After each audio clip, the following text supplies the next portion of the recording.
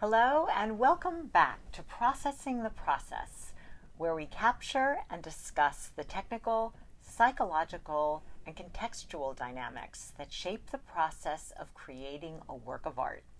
Week by week, moment by moment, we're following Allie Akers, teacher, actor, director, and producer, as she shapes the development of her innovative middle school drama club program and guides her students' idiosyncratic artistic journeys. So today we will be focusing on the February 13th drama club meeting. And attendance is climbing again. It must be almost showtime. Preparation for Showcase is getting everybody really excited. So in the beginning of the meeting, the club members discussed the pitch meeting, which will occur the week right after winter break. And this discussion was actually led by the older kids who have been through it, and they were able to explain essentially what a pitch meeting is and what procedures it involves. With Allie clarifying where necessary, of course. And once again, we see the kids in leadership positions. And I imagine in so doing, again, building their self-confidence, their self-esteem. And I would imagine they really enjoy their status as veterans. Mm-hmm. They do. So now, Allie, my preconceived idea had been that the kids create and pitch original material, but I understand that there are other options as well. There are. Every once in a while, I have a kid who wants to live out a dream role. So there's a musical or a play or something that they've seen, like, I want to be that part. And I do give the option of creating a scene involving those characters, maybe creating some fan fiction, spin-off stories, things like that, which the kids really get a kick out of. They get to kind of create their own spin on it, their own take on it. Maybe they'd want to sing like one song from a show that we're able to do, and also we have kids too coming forth that they want to dramatize a book that they've read. So so I do anticipate that this year. I've also heard some buzz from a group of 7th grade girls, and they are reading some fun, very workable text right now in their English class. So we're going to see if that actually gets pitched, and I'm excited to hear what they have to bring to the table, literally. So, pretty cool. Wow, how nice to have the continuity from their actual educational curriculum. Yeah.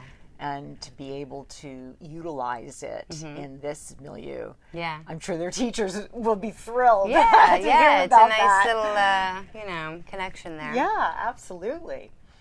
Now, our colleagues may recall that Allie introduced the concepts of objectives and obstacles at the last drama club meeting. And once again, she asked the kids who were present at that meeting to summarize these concepts for the kids who were unable to attend, once again, putting them into a leadership role. Yeah. Now, last week's meeting about objectives and obstacles really laid the groundwork for the February 13th meeting, which was all about tactics. Tactics being what actors do to achieve their objectives and how those tactics change as the characters encounter different kinds of obstacles over time. So, Allie, how did you introduce this new concept of tactics? Well, first I went straight for the vocab route. I said, who's heard of the word tactic? Where have you used it? Where have you seen it? And the kids said things like, strategy, usually from video games, things like that. And I'm like, exactly, that is strategy. So strategy is how you go about doing something. And then I explain what the definition is in the theater world, which is, as you said, it's the actions that a character, or really an actor, is deciding to take to help the character get what he or she wants as the story progresses. How tactics kind of help the story overall is that it helps to develop character, right? Certain characters are prone to do certain things over other characters, right? Perhaps maybe one character is constantly working to intimidate others, while others might be working to flatter others to get what they want. And there is a character definition between that there. You know, you will see differences, you'll see trends, things like that, that can be cultivated through the choice that actors might make with their tactics. And it also helps to progress the story along. It really gives some, it provokes, you know, it literally is the action and the reaction, so you're provoking the characters, the other actors, which moves story along. So. Right. So tactics are actions. And Allie read an excerpt from Uta Hagen's book, A Challenge for the Actor, to explain why actions are expressed as verbs instead of adverbs.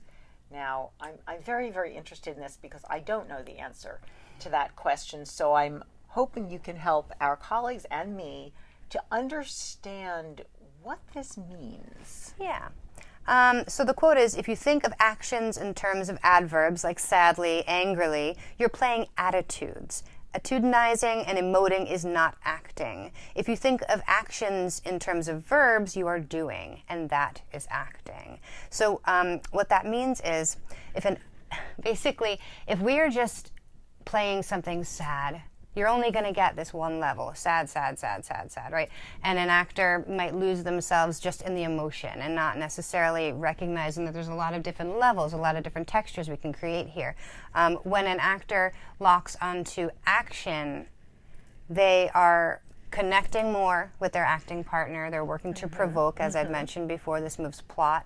This also helps define each other's character, and it also, we had discussed how do we keep things spontaneous on the set when everybody kind of knows what's happening in the story. Well, this is one of the ways in which actors create that spontaneity.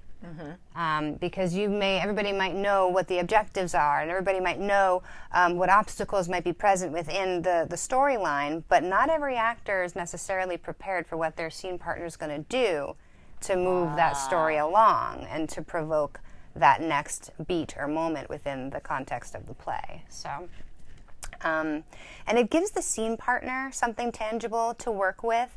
If we're acting a scene and I'm just like sad, or I'm just really, really, really happy, that's not a lot for you to react to necessarily. But if I'm literally like intimidating you all of a sudden, you know, that might cause you to lean back, right? There's all of these different, it becomes more tangible, more realistic, more actual, I don't know, it is a bit vague to describe without actually getting into it and getting up on my feet and doing something, because I really feel like I want to do that.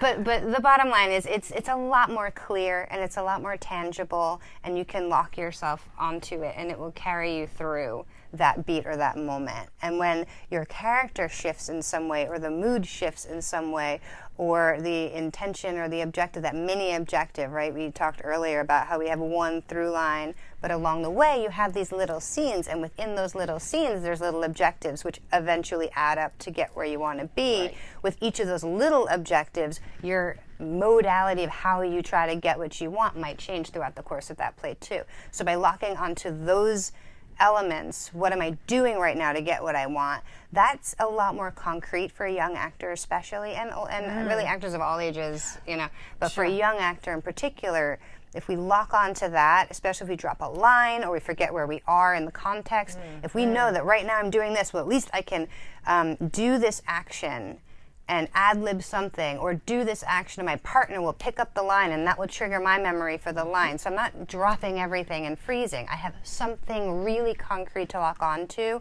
to then continue the scene forward, even if I lost the words, so to speak. So, yeah. So it's an anchor. It's really an anchor. Yes, exactly. And we'll be fleshing this out more and more as time goes on. And to do that, actually, Allie initiated an exercise called Butcher Paper Brainstorm. And here the kids brainstormed as a group to come up with ideas of actions people take to get what they want. So how did you wind up facilitating this butcher paper brainstorm when ideas might not have been so easily forthcoming? Yeah, we did some brainstorming as a group. I had this big, huge piece of butcher paper on the floor and a bunch of markers lying around. And I think at this point there were probably about maybe 20 kids there at this particular meeting. It was a lot of kids, a lot of minds flowing. Yes. So we brainstormed some of the different actions that might be appropriate. So things like to intimidate, to flaunt, to bribe, to threaten, positives and negatives alike we talked about. And that was just to kind of get the juices flowing. And then I had the kids grab a marker and start writing things down. And as kids were struggling, maybe some of the younger kids or kids that weren't totally grasping it just yet, we would talk a little bit more. And I did have a list with me, age-appropriate list of words that they would know. And I just had the one, and I didn't have many of them because I wanted it to be something that the kids could have and look and crowd around and pass to somebody else and make it a thing that was all engaging all of them if they needed it, rather than everybody independently just looking at a piece of paper or something. So I did purposely have one list that would become a talking point to help them kind of, spurn some ideas. And then once they kind of got those ideas going, we would sort of see if we can make any of them stronger, because they do need to be strong. We don't want them to be vague. Again, we're looking for anchors here, things that are really concrete, really obvious, really we can visualize the action, we can physically do the action. So, for example, someone put to run, and we talked about, let's get an example, where might that be happening? Why would someone be running? And then someone was like, maybe it's to escape from, or to get out of there, to escape, because you have to get away from a situation. That's really what you want, so you're going to escape. So we changed to run, to escape or to run away from, because you could definitely be running away from, if you run away from a character and they're after you, they're going to chase you. So it might seem like a passive action because you're retreating from something, but in fact that could provoke someone to chase after you. Right. So that's how we kind of took it to the next level of strengthening the choices that we've made as actors. So. And you talked about how once making that kind of choice, it could lead to all kinds of scenarios and possibilities. Why is this actor having to escape?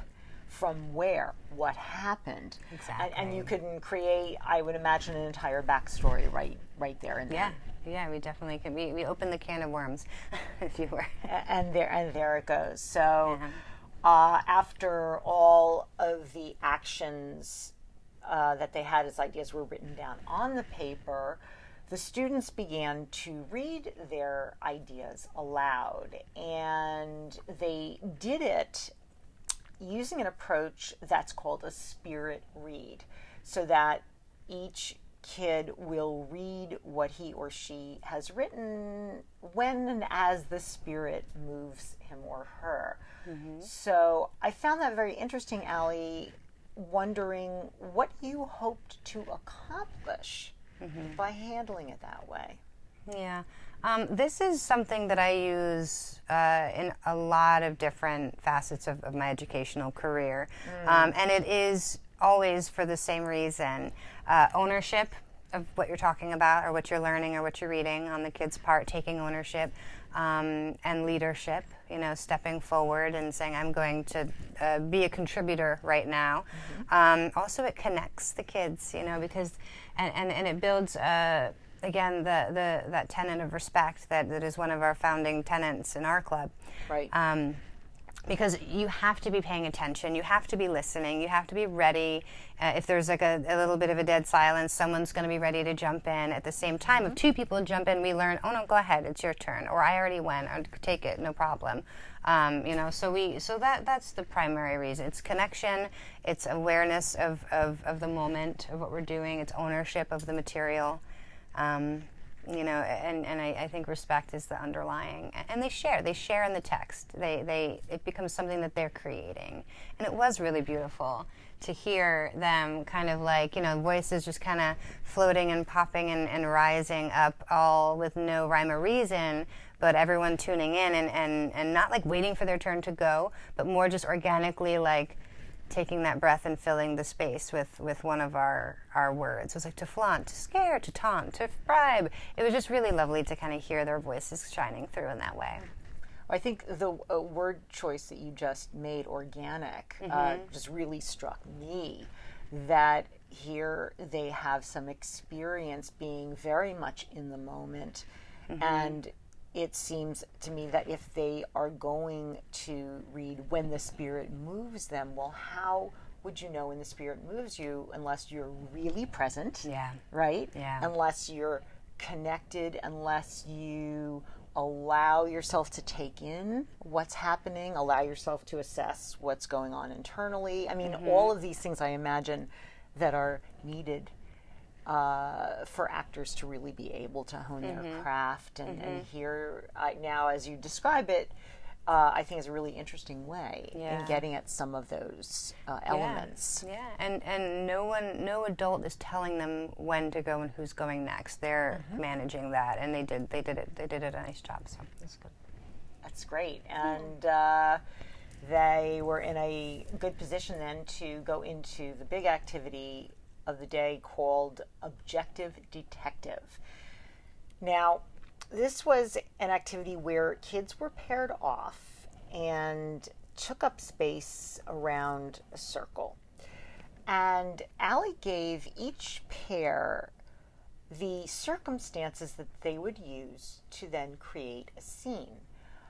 An example might be one partner received one objective and the other partner received a different objective. Perhaps one partner received an objective and the other a circumstance that in essence would serve as an obstacle to that first person achieving his objective. Whatever it might be, the interesting part here is that the obstacles and objectives themselves were familiar to the kids because they had all been used in the session from the week before.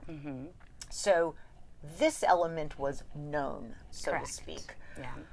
But this time, each pair needed to figure out different tactics that might enable them to achieve those objectives given the obstacles they had to navigate. So it was the tactics that were not known in advance. So after giving the kids a couple of moments to silently reflect on the circumstances that Allie had given them, she used what she calls a lights up, lights down approach, in which she randomly selected a pair, would call lights up. That pair would begin their scene incorporating one of the tactics that they had come up with into that improv scene and continue until Allie called lights down.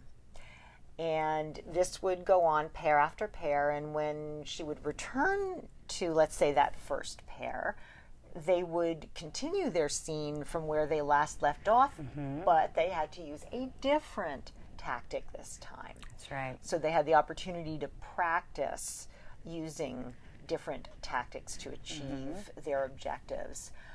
And when they were not performing, they were very intently focused on their peers to see what it was they were doing and how they were doing it. So, Allie, what did you see as the advantages of taking this kind of approach to learning and working with tactics?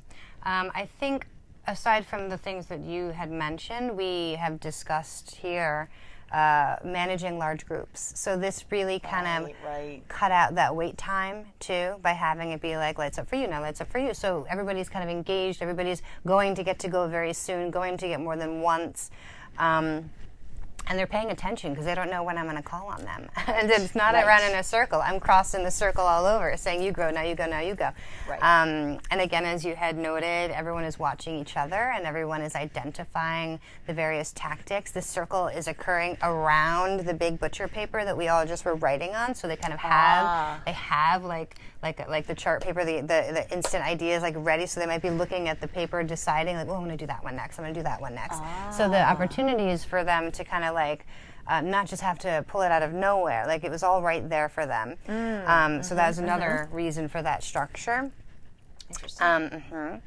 And it was basically by layering it, by repeating objectives that the kids and obstacles that the kids have worked with before, we can see now how we begin to add these layers which build on the texture of the scene and the various dimensions that we can create in the scene. Even though we know elements of it, I know what you're going to do in terms of what you're intending to do as a character. You know what I might do to get in your way, or what I'm trying to do that might either be in opposition or potentially, it could end up being characters working together in some way. But what we don't know is the tactic that either one of us are going to choose. Right. And we discover that that's really that's kind of a big piece of that puzzle there.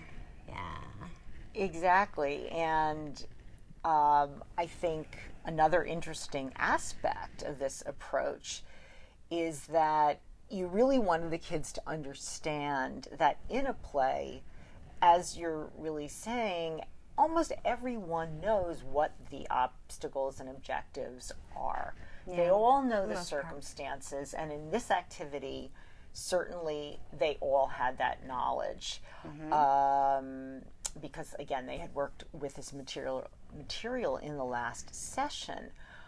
But while it provided needed structure, certainly, the real trick, as Allie explains, is making the whole thing seem spontaneous. Yeah. So that's an interesting trick, Allie. Yeah. And you've begun to give us a little bit of a taste of how that's done, and I imagine tactics is a key part. It is of making it spontaneous. Yeah, that's where the actor can really play, and you might have heard, that even though like on Broadway there's 8 shows a week, but no show is like the one before the one after. There's nuances with any performance, but a lot of times it could come from those tactics. It's how the characters are acting and reacting that really kind of create that spontaneity. And one of many strategies that actors use to create spontaneity. So, yeah, pretty cool. Yeah, so is it then the case that actors tend to play it close to the vest where tactics are concerned in order to preserve that element? I think every actor, I'm sure, is different in their personal strategies. I know as an actor, when I'm working, I tend to do that, depending on the scene, though. It depends on the nature of the scene. If it's like a slapstick comedy, probably not, because maybe there's some choreography involved in the humor that you're creating that's very physical with the action and the tactics. So maybe that's not so much, you know what I mean? But if it's like, a dramatic piece that is very emotionally driven, and there's very high highs and low lows and pivotal moments that are very triggering, you might play that a little more close to the chest because you want to instigate a little bit. You want to provoke a little bit for your scene partner in a way that might be different from something like, a slapsticky choreographed something in like a musical type style, or, So I really think that it depends on the style for every of show that we're doing for every actor. It depends on the actors themselves, the relationship and partnerships that 2 actors might have together. That's a big question. It's one that I can't answer for all actors, of course. I can answer for myself. Right. And at this stage of the game, for my young actors, I'm giving them what I find to be one of the more concrete places to begin from, to tell story, move plot, define character, and cultivate spontaneity. I think that it's a really great starting place for young actors. And do you think, I just thought of a corollary to this, that by in the cases where you are keeping your tactics to yourself, are you likelier, once you play them out, to then evoke from your scene partners responses that are particularly authentic? I find that is very often the case. You can still have authentic play coming out in something more choreographed, and that often has to do more with the connection between the two actors that we've discussed as well. But if you're dealing with more of like the intention being, I'm going to kind of spring this on my partner, I think so. Yeah, I imagine some very interesting dynamics can occur as a result. For sure. Now, Allie reported that the kids did very well with this activity and were able to articulate the purpose of it. So it sounds like they were able to inculcate the knowledge and understand it pretty well. But both Allie and the kids really wished they had more time to really delve into all of this. And in fact, Allie, you told me that there was another exercise regarding tactics that you were hoping to incorporate in this particular session that, there was simply no time to do. We'll kick off our next meeting with it again to refresh the concept. So it's never a bad thing, It's never. We've talked about this before, So I can always kind of find a place for the things that I want to hit up. So exactly, and in thinking about the time element, I know that most of the activities and exercises that you put into your curriculum have sort of built-in time limitations, enabling you to cover as much ground as you can. But do you sometimes choose certain types of activities in which you are not going to have a time limit, perhaps because the material being covered is so important in your mind? And maybe as a offshoot of that question, how do you decide when to stay with an activity that's unexpectedly yielding very rich material? Like generally speaking, I have benchmarks that I know I need to hit, certain skills we need to learn, like these objectives and obstacles, like tactics, even like with regard to some of the stage design elements. So I've cultivated master classes that I know all activities and all work can be completed enough to understand concept and play with it a little bit within the time that we have. And so that always, I have those, like they're ready to go. I can do them within the time I need to do them, and I can be confident in that.